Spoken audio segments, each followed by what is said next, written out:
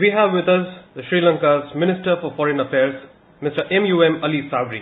Sir, we are grateful that you took time out of your busy schedule to talk to us.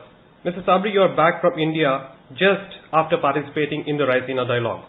Overall, how were your engagements during the visit, both the dialogue as well as the other meetings? Thank you very much for talking to me. It was a very good visit as far as Sri Lanka is concerned. We had very good engagement at the Raisina dialogue. It itself was very well organized. We had diverse views were expressed there. It actually helped us to expand our paradigms and looking at new opportunities. It gave a clear view of where India is proceeding and the opportunities for India and the world and the region. So I'm thankful for that. And on the bilateral, we had a very discussions and debates as to how we should proceed with it. Okay. Mr. Sabry, this was your second bilateral meeting with External Affairs Minister Dr. S. Jaishankar as well in a span of less than 2 months. What were the central ideas of the discussion in this meeting? Could you elaborate?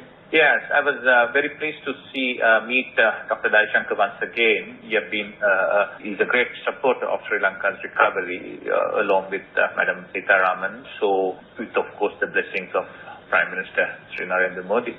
The discussions were centered around primarily as to how India could help Sri Lanka's recovery at the IMF level, at the restructuring level, and in terms of supporting through investment and more tourists to the country.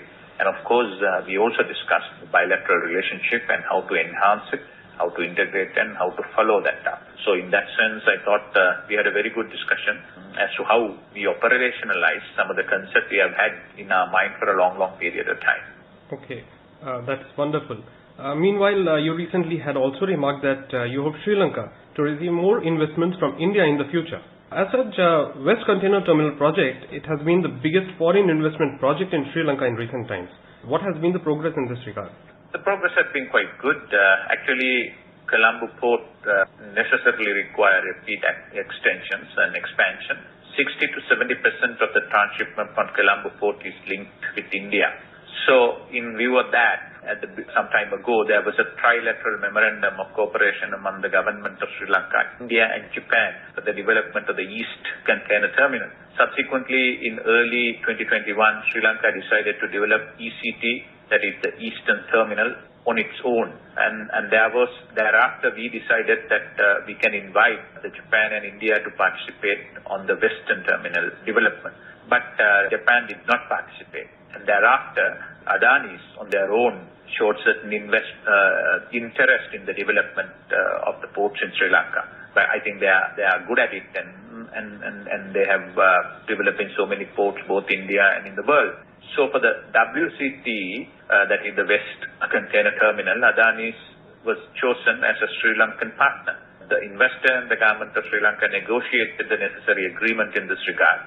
Actually, other than the fact that because it was initially discussed as a trilateral development with India and Japan and Sri Lanka participating, Indian government had no role in that.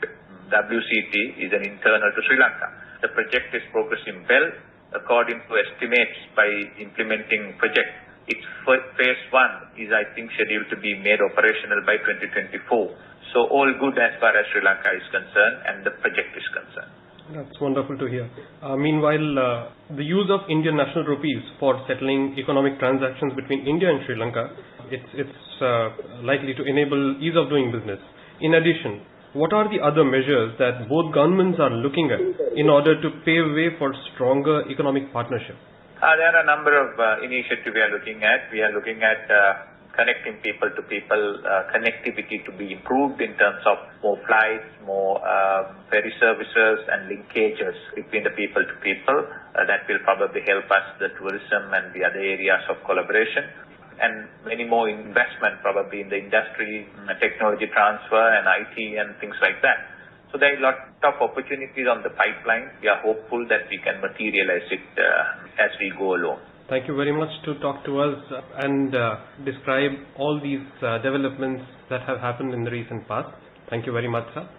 Thank you very much.